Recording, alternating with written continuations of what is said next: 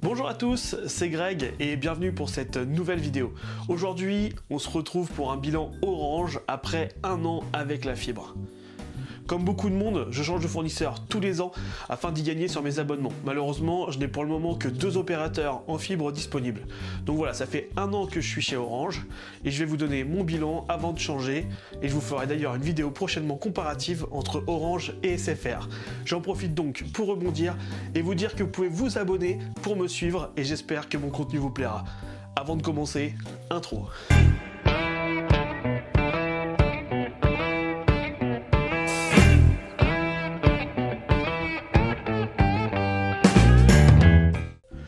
Je vais déjà vous parler de l'installation qui a été faite par Orange, puisque c'est mon premier opérateur fibre.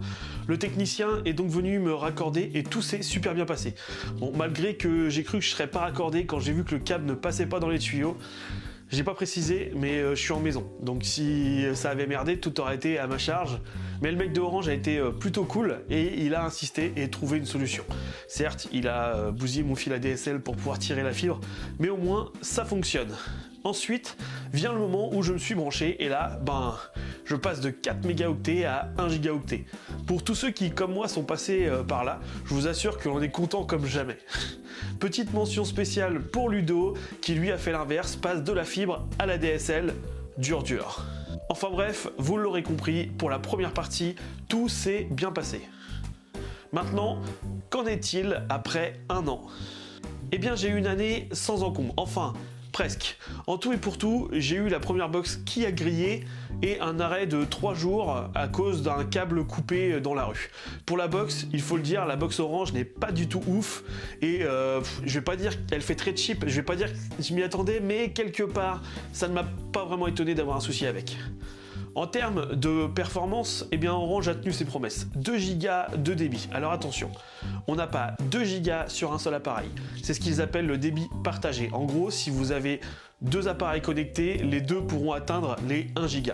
Alors ça, c'est sur le papier. Et je vous ferai un test d'ailleurs sur la prochaine vidéo où je vais comparer Orange Fibre et SFR Fibre. Mais on va dire que je tournais à plus ou moins 800 mégas plutôt que 1000, mais comparé à la DSL, je ne me plaindrai pas. Sachant que c'est SFR qui a installé la fibre dans notre ville, j'ai hâte de voir si ça va changer quelque chose. À vrai dire, je pense pas.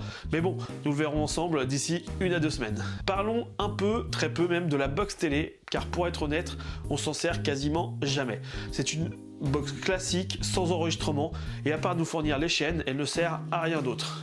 Elle est assez lente et franchement c'est basique. Après, on regarde pas vraiment la télé chez nous, du moins les chaînes. Surtout, on regarde surtout ce qui est Netflix et VOD.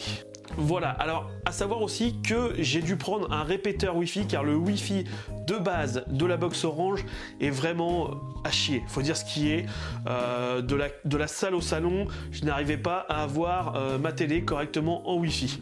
Donc le répéteur, bon, ça nous coûte 10 € de plus, mais c'est toujours mieux que d'acheter un répéteur dans le commerce qui va nous coûter une centaine d'euros voire plus.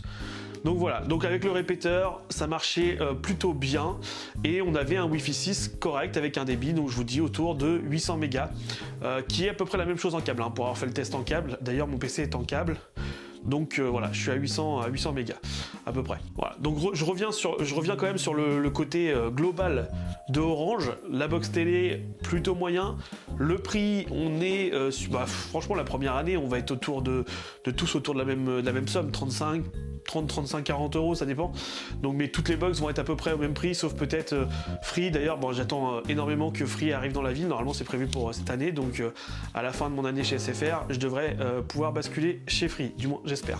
Donc, le prix, donc je disais plutôt correct parce que c'est la même chose. Pour ce qui est du Wi-Fi, ça plutôt, c'est vraiment un des gros points noirs de cette box et de la qualité de la box en elle-même, c'est pas terrible. Si je devais attribuer une note à mon année avec Orange, parce que j'aime bien attribuer des notes dans mes vidéos, voilà. Je dirais que je suis à un 6 sur 10. Alors c'est plutôt pas mal. Ouais, allez, j'ai eu 2 problèmes, la box pourrie. Ouais, il manque des options. Voilà, clairement il manque des options. Donc si vous choisissez Orange, c'est vraiment pour la fiabilité du réseau.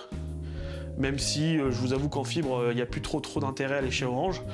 Le service client reste quand même plutôt bon, même s'ils ont changé ces dernières années et qu'on ne comprend pas toujours les personnes qui sont au bout du fil. Je pense que c'est avec le Covid et tout ça, ils ont dû sous-traiter un peu leur service client.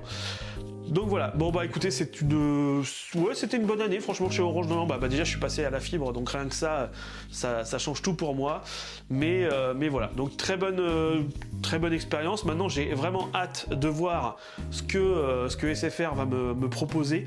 Alors même si c'est déjà fait, hein, dans une semaine il m'installe la box. J'ai quand même hâte de savoir vraiment si vraiment je vais avoir une différence en termes de débit. Même si je vous dis, j'atteins rarement les 800 mégas. Enfin, j'ai réellement pas besoin de 800 mégas. Donc voilà, bon bah écoutez, j'espère que cette petite vidéo sur la box Orange un an après vous aura plu. Et n'hésitez pas à vous abonner puisque je vais faire vraiment le comparatif débit, service, prix avec SFR. Voilà, bah, je vous dis à très vite pour une prochaine vidéo. À bientôt, ciao ciao.